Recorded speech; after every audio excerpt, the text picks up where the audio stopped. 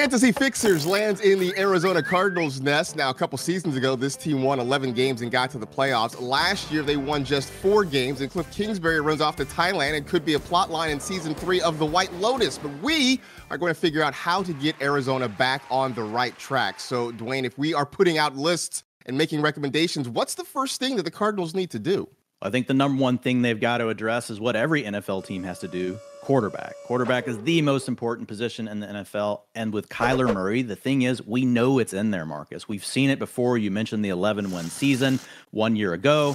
He started off 7-0 before the injury. Over that span, averaged 286 yards, 2.4 touchdowns per game through the air. He was the number 1 graded PFF passer over that stretch, 91.7, averaging 9 yards per attempt. Yards per attempt is the number 1 stat of a player that correlates back to NFL wins, and we saw all of that working with Kyler over that stretch. By the way, if you were his fantasy manager, you loved it. 24.8 points per game.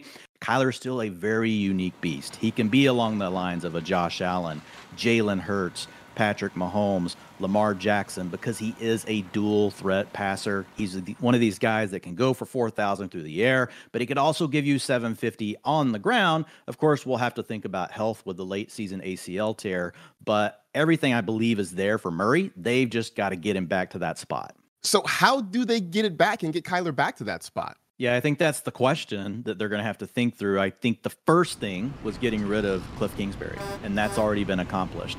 It was a really unimaginative scheme. We've really seen Kliff be predictable, right? And you hear that from the players.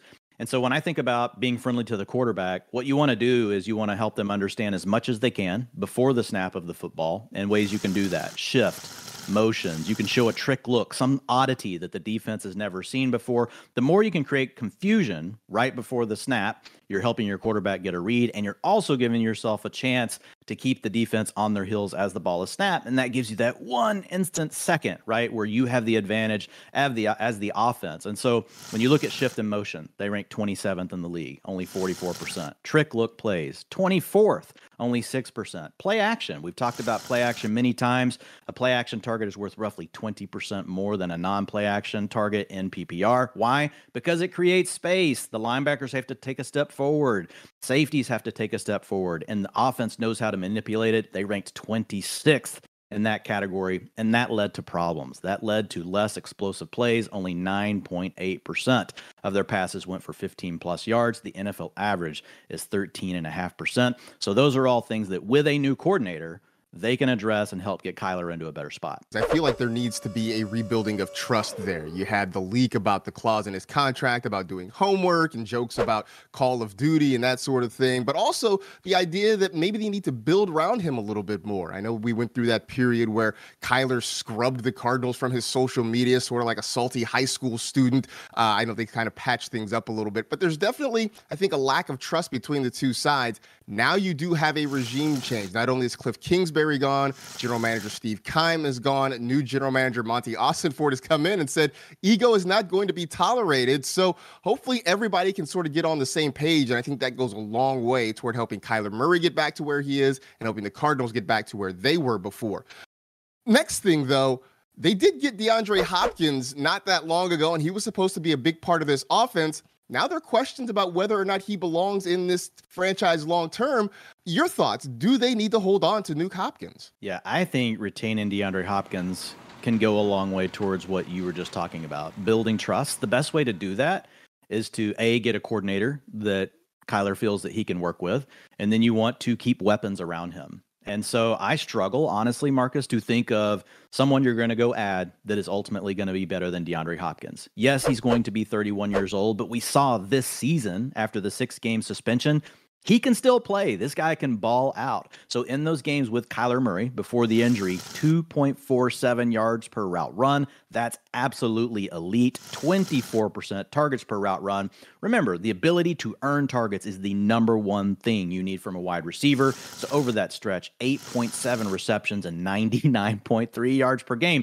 If we want to use target share, 44% target share, Marcus, to DeAndre Hopkins in the game with Kyler Murray. Now, we had some of those that were without Marquise Brown, so we didn't get a complete picture of what that's going to look like. But the Cardinals averaged 29.7 points per game when you had DeAndre Hopkins and Kyler Murray on the field together.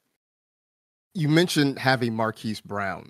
Could they survive if they let Nuke Hopkins go and just have Hollywood be their main receiver? Well, I think you could survive. It's a matter of what can you get for Hopkins. Like if someone came and offered you a first-round pick, like that's something you got to consider because also you're looking at your future as a franchise. And if you think you could get a receiver that can help you for the next 7 years versus the next 2, as much as we think Hopkins can be good next year, you have to think long-term as the GM. But I think these players are complementary to one another. So unless I got a really good offer, I'm trying to keep Hopkins here, despite the fact that Bidwell has come out and said, oh, whoever I hire as GM is going to have to really think about moving Nuke Hopkins. It does sound like he's put that back into Austin Fort's court, saying he's going to evaluate it over the next couple of weeks. But if you look at Hopkins, I think he's a guy that you can put on the backside of any play, and he can win man to man. You can put Marquise Brown on the other side. You can stack him, in your formations, protect him from press coverage, put him in the slot. You let him run the deep crossers, let him push the vertical boundary of the defense. That can also open up things for Hopkins underneath in those intermediate areas, especially against zone. He's a player that's shown over his career he can beat man and zone coverage. There's not a lot of those. So I think these two guys really do complement each other very well, and it would be best if they can keep him. We never got to see the Cardinals offense fully healthy in 2022, whether it was Hopkins being suspended, Brown and Ertz having injuries, then Kyler Murray going down late in the season. We just never got to see this group as a whole. And you wonder if they can keep everybody on the field. Could this team go from worst to first in the NFC West in 2023? The Cardinals do have a high draft pick. They are number 3 right now in the draft order. And obviously, that's a good way to build a franchise if you are sitting there in Austin Fort's seat and with that number 3 pick. Anything you would suggest doing? Yeah, it's going to give them a great opportunity to address defense, which is something they need. And lucky for them, there is a great defensive end that's probably going to be available at their pick. You've got Will Anderson Jr. out of Alabama. Now, there's a chance Chicago takes him at number 1. But the latest buzz is Chicago trading down out of number 1 for someone who needs a quarterback. We know the Texans need a quarterback at 2. We just talked about how good the offense can be for the Cardinals, so it would make a lot of sense to look at Will Anderson Jr. out of Alabama. You're losing J.J. Watt this offseason. He's retiring. This is a guy that broke out as a true sophomore in 2021 with 31 tackles for loss, 17.5 sacks, and 81 pressures. So this is a disruptor. This is something you have to have on your defense. When you can create sacks, tackles for losses, it totally flips the equation for an offense. Those are often drive enders. They're as good as an interception. They're as good as a turnover because they typically lead to a punt. And that is something that the Cardinals have got to get back at doing better because this season, it was a real problem for them. 25th in adjusted sack rate. That's the 4th fewest sacks in the NFL. You talk about the Bears sitting at number 1 and the thought being that they may trade out. Let's just game this out, though. If they do decide to take Anderson at number 1, are there some other options out there for the Cardinals potentially at 3?